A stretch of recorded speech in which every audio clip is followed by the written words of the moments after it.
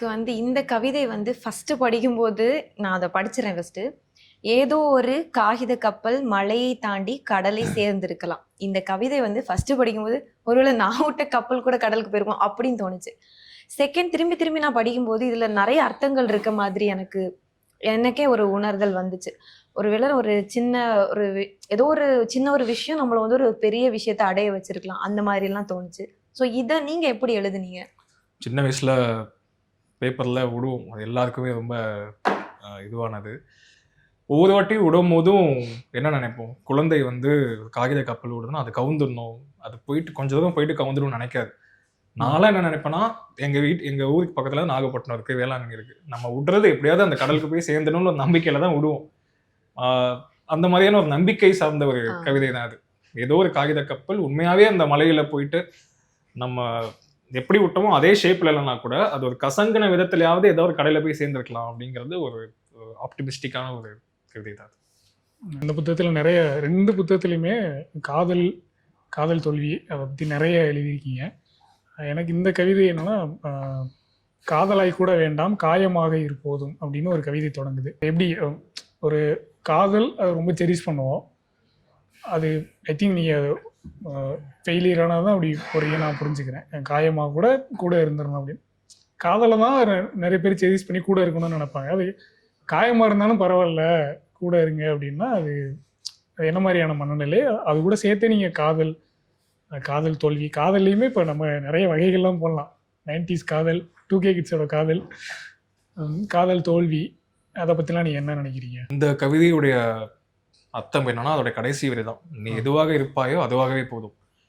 ஒரு நம்ம ரெஸ்பெக்ட் பண்ணுற ஒரு பர்சனை, நம்ம நேசிக்கிற ஒரு பர்சனை வந்து இப்படிதான் இருக்கணும், நான் இப்படி எக்ஸ்பெக்ட் பண்ணேன் அப்படிங்கிறது ஒரு அன்கண்டிஷனலான லவ்வாக இருக்குமான்னு எனக்கு தெரியல. நீ இருக்கணும், நீ இருந்தாலே போதும், அவ்வளோதான். நீ எப்படி வேணா இருந்துட்டு போ, நான் உன்னுடைய எக்ஸிஸ்டன்ஸை தான் லவ் பண்ணுறேனே தவிர உன்னுடைய இந்த கேரக்டரிஸ்டிக்ஸ் அதெல்லாம் தாண்டி உன்னுடைய எக்ஸிஸ்டன்ஸ் இருந்தாலே எனக்கு போதும் அப்படிங்கிற மாதிரியான ஒரு அன்கண்டிஷனலான ஒரு லவ். ஏன்னா எல்லா காதலுமே எப்பொழுதுமே வந்து இணைச்சிட்டே இருக்காது. நீங்கள் ஒரு 5 வருஷம் 6 வருஷம் லவ் பண்ணுறீங்க அப்படின்னா எல்லா விதமான விஷயங்களுமே நீங்கள் பார்த்துருப்பீங்க. ஒரு சமயத்தில் அவங்க வந்து காயமாக இருப்பாங்க, ஒரு சமயத்தில் உங்களுக்கு ஆறுதலாக இருப்பாங்க, ஒரு சமயத்தில் ஏன்டா லவ் பண்ணணும்னு தோணும், எல்லாமே இருக்கும். எல்லாத்தையும் தாண்டி அந்த எக்ஸிஸ்டன்ஸ் தான் வந்து ஒரு அன்கண்டிஷனல் லவ்வை வந்து சமநிலைப்படுத்துது. அதுதான் இந்த நீ எதுவாக இருப்பாயோ அதுவாகவே போகும். இது வந்து எல்லாருக்குமே இந்த அனுபவம் இருந்திருக்கும் அப்படின்னு நினைக்கிறேன். அலுவலகம் செல்லும் போது உங்கள் உதடுகள் பாடல்களை முணுமுணுக்கிறதா, ஆமெனில் பிடித்த வேலைக்கு தான் சென்று கொண்டிருக்கிறீர்கள் அப்படின்ட்டு. ஸோ இது டிராவல் பண்ற எல்லாருக்குமே கனெக்ட் ஆகும். மேபி இப்படி கூட கனெக்ட் ஆகலாம். நம்ம ஒருவேளை பாட்டு பாடலன்னா உண்மையாவே நம்ம பிடிக்காத வேலைக்கு தான் போற மாதிரி கூட இது படிச்சதுக்கு அப்புறம் அவங்களுக்கு மேபி கண்டிப்பா கனெக்ட் ஆயிருக்கும். இது நீங்க வந்து ஏதாவது டிராவல்ல எழுதுனதா இல்ல சும்மா? இல்ல, நான் வந்து பாட்டு பாடிட்டு போக மாட்டேன், நான் பாட்டு கேட்டுட்டு போவேன். எஸ், நானும் சேம் இதே கேரக்டர் தான்.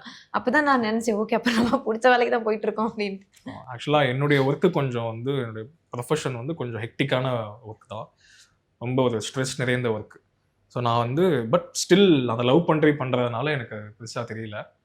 அதுவும் ஒரு கலை சார்ந்த விஷயங்கிறதுனால நான் வந்து ஆஃபீஸ்க்கு போகும்போது பாட்டு கேட்டுட்டு போனேன்னா அன்னைக்கு எனக்கு நான் ஜாலியான ஒரு பேஸில் போயிட்டு இருக்கோன்னு அர்த்தம். நான் நார்மலாக ஓட்டினேன்னா இன்னைக்கு நம்மளை செய்ய போகிறாங்க ஆஃபீஸில் அப்படின்ட்டு. ஸோ அதுவும் ஒரு பர்சனல் எக்ஸ்பீரியன்ஸ் தான், அதுவும் எல்லாருமே ரிலேட் பண்ணிக்கக்கூடிய ஒரு விஷயம்தான்.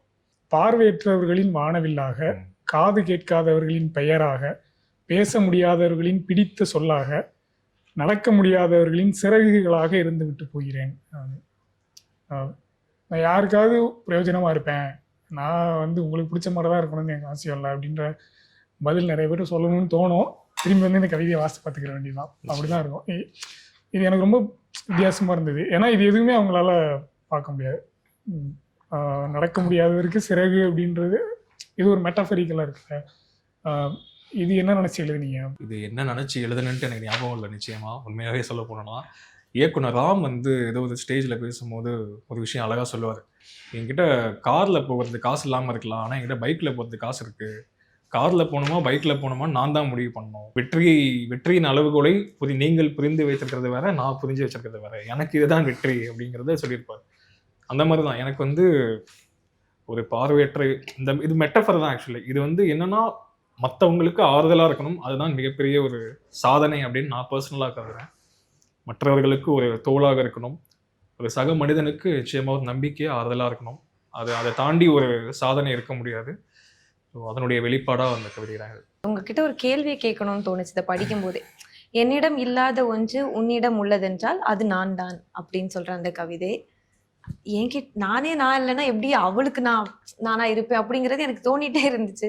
சரி கேட்டுடலாம், இது எப்படி நீங்க மீன் பண்ணீங்க இதுக்கு அப்படின்னு. விளக்கமே கிடையாது ஆக்சுவலாக. ஏன்னா இது வந்து பட்டுன்னு ஏதோ ஒரு மைண்ட் ஓரத்தில் ஸ்பார்க்கான ஒரு தாட்டு.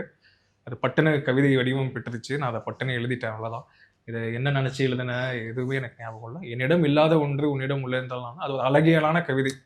அது ரொம்ப ஆராய்ச்சி பண்ண முடியுமான்னு தெரியல. படிக்கும் போது உங்களுக்கு ஒரு ஸ்மைல் வருது, ஒரு ஸ்பார்க் ஏற்படுதுல, Okay. அந்த கவிதையினுடைய இலக்கு அவ்வளோதான். ஆனா இது படிக்கும்போது ஆமா இல்ல நம்ம என்கிட்ட இல்லாத அவகிட்ட அது நம்மளுக்கே ஆக்சுவலி ஃபீல் ஆகுற மாதிரியே. இன்னொரு கவிதை கூட இதே மாதிரி அதில் இருக்கும். என்னன்னா வந்து, உன்னிடம் கொடுப்பதாக நினைத்து என்னை முழுதும் கொட்டிவிட்டேன், இப்போது எனக்கு தேவையான கொஞ்ச நெஞ்ச நான் கூட என்னிடம் இல்லை அப்படின்ட்டு. இதெல்லாம் ஒரு சும்மா ஒரு காதல் அழகியெல்லாம் எழுதுறது. குழந்தைகள் பற்றி ஏற்கனவே பேசணும். இதுலேயும் குழந்தைகள் பற்றி நிறைய இருக்குது. அதில் ஒன்று வந்து எந்த விஞ்ஞானியாலும் செய்ய முடியாத ஒன்றை குழந்தைகள் எளிதாய் செய்து விடுகிறார்கள், பொம்மைக்கு உயிர் கொடுத்து அப்படின்னு சொல்லிட்டு ஒரு கவிதை. குழந்தை பருவம் அவ்வளோ இதெல்லாம் படிக்கும்போதே தெரியுது நீங்கள் ரொம்ப குழந்தை பருவத்தை ரொம்ப மகிழ்ச்சியான்னு சொல்கிற விட இப்போ இருக்கிற காலகட்டத்தில் பார்த்தோன்னா ரொம்ப இயல்பாக வாழ்ந்திருக்கீங்களோ அப்படின்னு. குழந்தை பருவம் எப்படி இருந்தது? என்னுடைய குழந்தை பருவம் வந்து ரொம்ப ரொம்ப ஒரு அற்புதமான ஒரு குழந்தை பருவம். குறுக்கிட்டதுக்கு மன்னிக்கணும். இன்னொரு கேள்வியும் கேட்டுறேன். ஒரு நலமான சமூகத்தை உருவாக்குறதுக்கு, ஒரு நலமான மனிதனை உருவாக்குவதற்கு குழந்தை பருவம் எவ்வளோ முக்கியம்னு நினைக்கிறீங்க? அங்கேருந்து தான் ஆரம்பிக்கிறது எல்லாமே. பேஸ்மெண்ட் கரெக்டாக இருந்தால் அவருக்கு எல்லாமே ஆட்டோமேட்டிக்காக கரெக்டாகிடும். எனக்கு வந்து நான் தாத்தா பாட்டி கூட வளர்ந்தவன் அப்படிங்கிறதுனால, தாத்தா பாட்டி வளர்க்கும் போது எப்படி இருக்கும்னு உங்களுக்கு தெரியும். அதுவும் அம்மா அப்பாலாம் நான் பிறந்தவனே சென்னை வந்துட்டாங்க. நான் தாத்தா பாட்டி, எனக்கு 7 சித்தப்பாக்கள், 2 அத்தை, எல்லாமே ஒரே வீட்டில் வாழ்ந்தோம். நான் மட்டும்தான் ஒரே குழந்தை அப்படிங்கும்போது மொத்த சென்டர் ஆஃப் அட்ராக்ஷனுமே நான் தான். எல்லாருடைய பாசமும் என் மேலே தான் வந்திருக்கும். அதுவும் இல்லாமல் ரொம்ப சுதந்திரமாக வளர்ந்தேன். எந்த விதமான ஒரு ரெஸ்ட்ரிக்டடான ஒரு இதுவும் கிடையாது. ஸ்கூலுமே ரொம்ப எனக்கு ஒரு பீஸ்ஃபுல்லான ஸ்கூலு. அழுதுகிட்டு தான் போவேன், அது இயற்கையான ஒரு விஷயம். பட் ஸ்டில் இப்போ யோசிச்சு பார்க்கும்போது சூப்பரான ஸ்கூலில் படிச்சிருக்கோண்டா அப்படின்னு தோணும். அந்த மாதிரி எனக்கு கிடைத்த நண்பர்களாகட்டும், இப்போ நம்ம எங்கெல்லாம் இருக்கோம்னா பக்கத்து வீட்டில் யார் இருக்கோன்னு நமக்கு தெரியாது. பட் ஆனால் வந்து எங்கள் தெருவு ஃபுல்லாகவே வந்து உறவு முறை வச்சு தான் கூப்பிடுவோம். முத்து சித்தப்பான்னு ஒருத்தவங்க இருப்பாங்க. அவங்க 8th வீடு, ஆனால் ஒரு சித்தப்பா முறை தான் எனக்கு. ஒரிஜினலாக ஒரு சித்தப்பா எப்படி இருப்பாங்களோ அந்த மாதிரி தான் இருப்பாங்க. அந்த மாதிரி நிறைய மனிதர்களால் ரொம்ப அழகாக வடிவமைக்கப்பட்டது என்னுடைய குழந்தை பருவம். இந்த கவிதையுமே அதான். ஏன்னா நான் நிறையா விளாடுவேன். எனக்கு பொம்மை தான் சின்ன வயசுலலாம். அதுவும் கார், குட்டி குட்டியாக கார் இருந்துச்சுன்னா அதை வச்சு நான் பாட்டுக்கு ஒரு கற்பனை உலகத்தில் ஓட்டிக்கிட்டே இருப்பேன்னு வச்சுக்கோங்களேன். கவிக்கோ அவர்கள் சொன்ன கவிதை தான் மீண்டும் நான் நினைவு கூறுவேன். புத்தகங்களே சமத்தாயிருங்கள், குழந்தைகளை கிழித்து விடாதீர்கள்ன்ட்டு. ஸோ குழந்தைகளை மட்டும் கரெக்டாக பார்த்துக்கணும். அது என்னால் வந்து சின்ன சின்ன ஒரு குழந்தை சோகமாக இருந்தாலே என்னால் அதை ஏற்றுக்க முடியாது. அது எனக்கு மைனஸ் என்னன்னு தெரில. இப்போ கூடமே ரோட்டில் போயிட்டுருக்கேன், ஏதாவது குழந்தை அழுகுதுன்னா, டேய் யாராச்சும் போய் அதை ஃபஸ்ட் நிப்பாட்டுங்கடா அப்படிங்கிற மாதிரி இருக்கும். ஸோ ரொம்ப நான் ஒரு சைல்ட்ஹுட் ஓரியன்டான ஒரு பர்சன் தான். ஸோ உங்களோட கவிதை எல்லாமே எப்படி இருக்குன்னா, வாசகரை வந்து தொடர்பு படுத்திக்கிற மாதிரி தான் இருக்கு. அந்த விதத்துல எனக்கு வந்து ரொம்ப நிறைய இந்த கவிதை இதுல இருக்கிறது எல்லாமே ரிலேட் பண்ணிக்கிற மாதிரி இருக்கு. ஸோ அதுல இந்த கவிதை வந்து